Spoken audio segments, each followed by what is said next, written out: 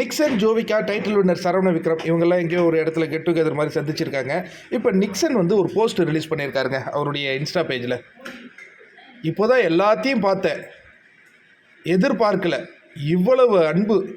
அதாவது மக்கள் வந்து இவ்வளோ சப்போர்ட் பண்ணுவாங்கன்னு தெரிஞ்சிருந்தா இன்னும் கொஞ்சம் எஃபெக்ட் போட்டிருக்கலாமோ அப்படிங்கிற ஒரு நிலை அவருக்கு ஏற்படுதான்.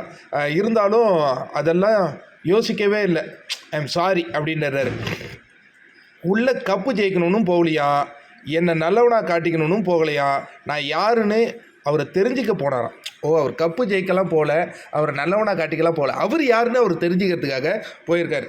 கண்டிப்பாக நிக்சன், நீங்கள் யாருன்னு நாங்கள் கண்டிப்பாக தெரிஞ்சுக்கிட்டோம். நீங்கள் ஒரு நல்ல பாடகர். அதை விட முக்கியமாக உங்களுக்கு வந்து பெண்களின் நட்புனா உங்களுக்கு நல்லா பிடிக்கும், அதை தெரிஞ்சுக்கிட்டோம்.